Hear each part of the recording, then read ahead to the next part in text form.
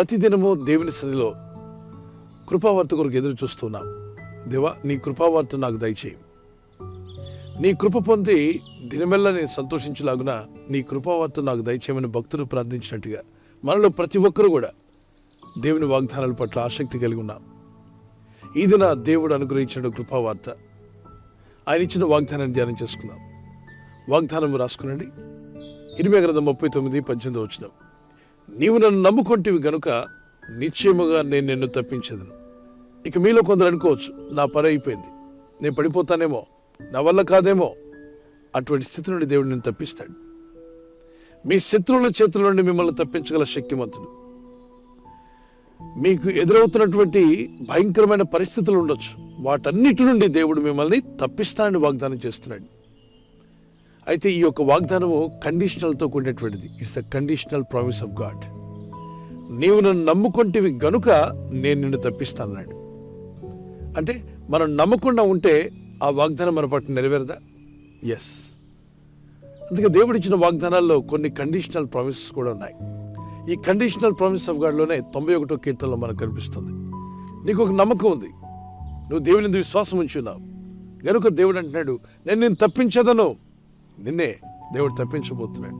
మిమ్మల్ని, మీ కుటుంబాన్ని, మీకు ఎదురవుతున్నటువంటి, మీరు ప్రస్తుతం ఎదుర్కొంటున్న వాటన్నిటి నుండి తప్పించగల సమర్థుడైన దేవునికి విశ్వాసంతో ప్రార్థన చేయండి. ఈ వాగ్దానం ఎత్తి ప్రార్థించండి. ప్రభువా, నేను నన్ను నమ్ముకున్నాను, నాకు ఆశ్రయ దుర్గం నీవే, నా కొండ, నా కోట, నా సర్వం నీవే, నీవు తప్ప నాకెవరున్నారు ప్రభువా. ఆసాపు భక్తుడు 73వ కీర్తనలో ఆకాశమందు నీవు తప్ప నాకెవరున్నారు, నీవు నాకుంటే ఈ లోకంలో ఏది నాకు అక్కర్లేదని చెప్తూ మంచి ఆలోచన చేత ఆయన నన్ను నడిపిస్తాడు, తర్వాత ఆయన నన్ను మహిమలో చేర్చుకుంటాడని చెప్పాడు. దేవుడు మనల్ని మహిమలో చేర్చుకునే ముందు ఆయన ఆలోచనలతో భూమి మీద మనల్ని నడిపిస్తాడంట. ఆయన ఆలోచనలు మీకు కావాలి. అడగండి, ప్రభువా, నీ ఆలోచన చేత నన్ను ఈ భూమి మీద నడిపించు, తర్వాత నీ మహిమలో నన్ను చేర్చుకో. ఎవరిని దేవుడు తన మహిమలో చేర్చుకుంటాడు? ఎవరు దేవుని యొక్క మహిమ రాకుండా ఎత్తబడతారు అంటే ఆయన ఆలోచన చేత నడుచుకునే వారందరినీ దేవుడు తీసుకెళ్తాడు. మన సొంత ఆలోచనలతో, లోకపు మనుషులు చెప్పే ఆలోచనలతో మనం నడుచుకుంటూ ఉంటే చిక్కుల్లో పడతాం.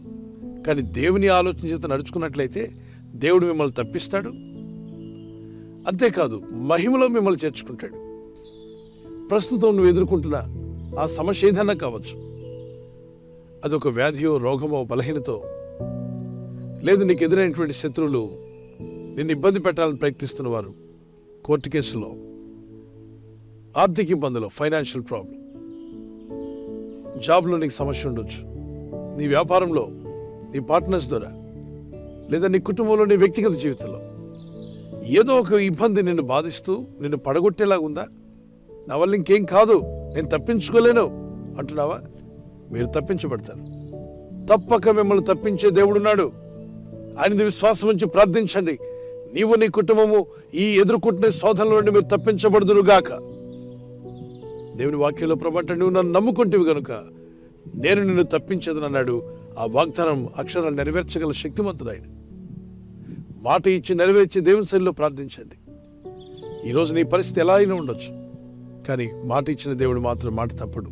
విశ్వాసం ఉంచి ప్రార్థన చేయి. మనం అనుదినం చేస్తున్న ప్రార్థనలో, ప్రభు నేర్పిన ప్రార్థనలో మనం తప్పక పలికే ఒక మాట, మమ్మల్ని శోధనలోనికి తేక దుష్టు నుండి తప్పించు. దుష్టుడైన వాడు నాడే అపవాది, వాడు దుష్టకార్యాలు చేసేవాడు. ఇబ్బందుల్లో, శోధనలో పడవేసి మనుషుల్ని నానా విధాలుగా చిత్రహింసలు చేస్తాడు, కన్ఫ్యూజన్లో పడేస్తాడు. మీలో కొందరు కన్ఫ్యూజన్లో ఉన్నారు, కొందరు ఇప్పటికే చిక్కుల్లో ఉన్నారు, కొందరు ఎటు తోచని స్థితిలో ఉన్నారు. మీరు ఆ స్థితి నుండి తప్పించబడాలి. దేవుని వాగ్దానం ఎత్తి ప్రార్థించండి.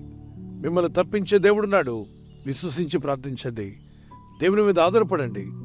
మీ పిల్లలను, మీ కుటుంబాలను మరి రాబోతున్నటువంటి శోధన కాలంలో తప్పించబడాలని దేవుని సన్నిధిలో విశ్వాసంతో ప్రార్థించి, ప్రభువా, నీ రాకుల్లో ఎత్తబడేవారుగా మమ్మల్ని సిద్ధపరచండి. మీ ఆత్మీయ స్థితిని సిద్ధపరచుకుంటూనే ఆర్థికంగా, ఆరోగ్యపరంగా అన్ని రంగాల్లో మీరు ముందుండాలంటే దేవుని చిత్తం. మీరు బహుగా ఫలించాలని దేవుడు కోరుచున్నాడు. మనం ఫలించడం వల్ల దేవునికి మహిమ.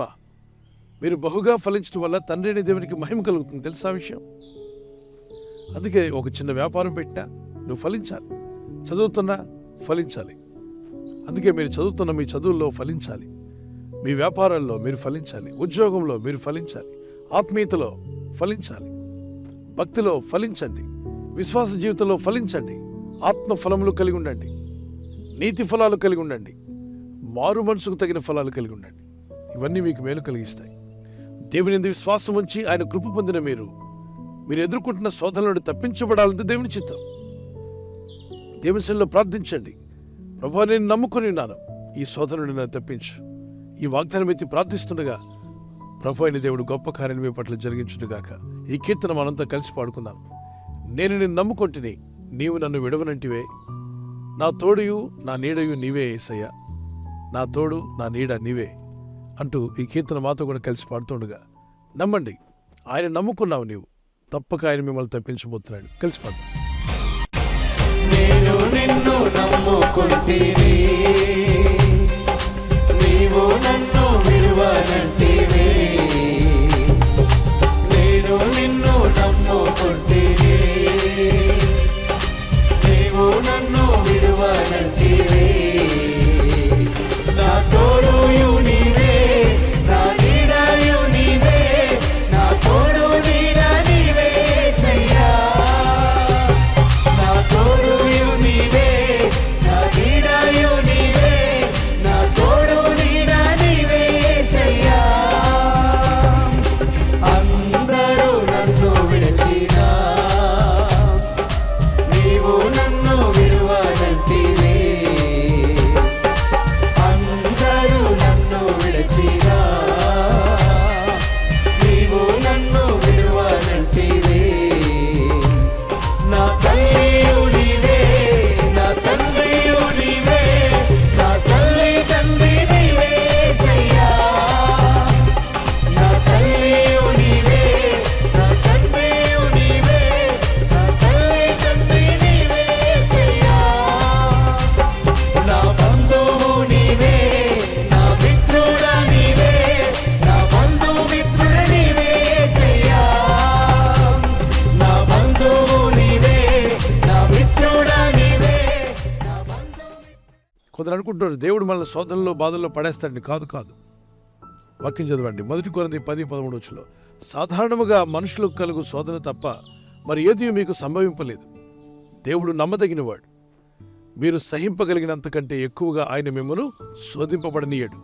అంతేకాదు, సహింపగలుగుటకు ఆయన శోధనతో కూడా తప్పించుకున్నట్టుకు మార్గమును కలుగు చేయను.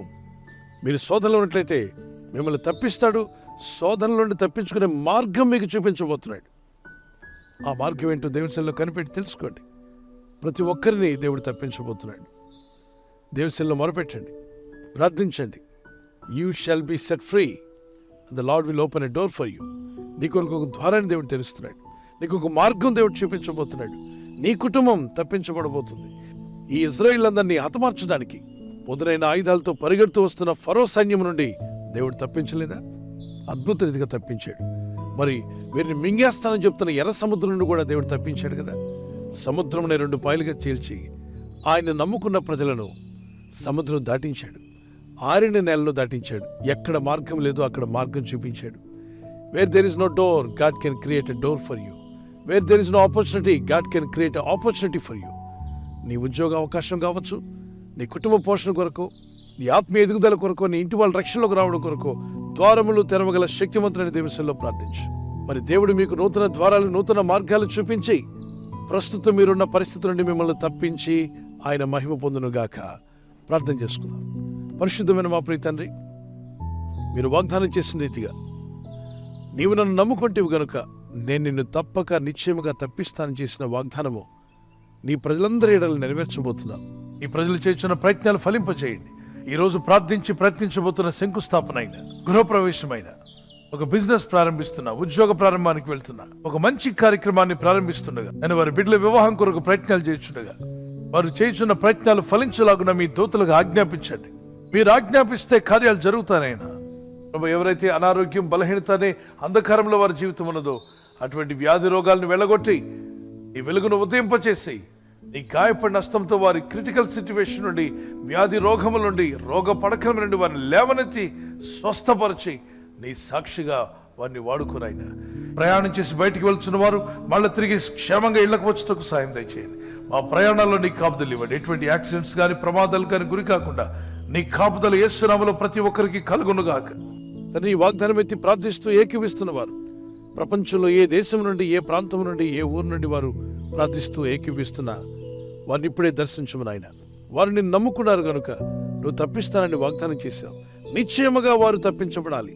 వారు ఎదుర్కొంటున్న శోధనల నుండి, ప్రస్తుతం వారు ఎదుర్కొంటున్న ఈ శోధన బాధల నుండి, వ్యాధి రోగముల నుండి, ఆర్థిక ఇబ్బందుల నుండి, శత్రు సైన్యం నుండి, అనేక విధాలైన కన్ఫ్యూజన్, వారి బ్రతుకులను ఇబ్బంది పెడుతున్న ఆ పరిస్థితుల నుండి వీరందరినీ కూడా మీరు తప్పించబోతున్నందుకు స్తోత్రాలు చెల్లిస్తున్నాను. వీరందరూ తప్పించబడి కాపాడబడుదురుగాక. నీ కనికరం చొప్పున వీరిని బలపరచండి. దినదినము నీ వాక్యాలు వింటూ నీ కృపలో ఎదుగుచు నీ వాగ్దానాలు మెత్తి ప్రార్థిస్తున్న నీ ప్రజలను దర్శించండి. ఈ వాగ్దానము ఎందరైతే ఇతరులకు షేర్ చేస్తున్నారో వారిని కూడా ఇంకనూ బలపరచండి. మరి రిసీవ్ చేసుకున్న వారు విని విశ్వాసంతో ఆమెను చెప్పినప్పుడు వారి పట్ల కూడా మీరు గొప్ప కార్యాలు జరిగించి వారిని కూడా శోధనల నుండి, దుష్టు నుండి, సాతాను శక్తుల నుండి విడిపించి తప్పించి కాపాడమని, మీ నామానికి మహిమ తెచ్చుకోమని యేసు క్రీస్తు పరిశుద్ధ నామములో అడుగుచున్నాను నా పరలోకపు తండ్రి. ఆమేన్. బర్త్డే జరుపుకునే happy birthday to you. Many more returns of the day. May God bless you with the showers of blessing. ఈ రోజు నుండి మరి మరింతగా దేవుళ్ళు ఎదుగుటకు, వాక్యంలో, ప్రార్థనలో, భక్తులు ఎదుగుటకు ప్రభు కృప మీకు తోడై ఉండునుగాక. ఆయన్ని త్రోవలను సరళం చేసి మిమ్మల్ని వర్ధిల్ల చేయాలని మా ప్రార్థన. సామెత 3:6 ప్రకారంగా ఆయన మీ త్రోవలను సరళం చేయునుగాక. We wish you all the best. May God bless you with the crown of kindness. ఆమేన్. అలాగనే మరి మ్యారేజ్ యానివర్సరీ జరుపుకునే వారికి happy anniversary. Once again may God bless you.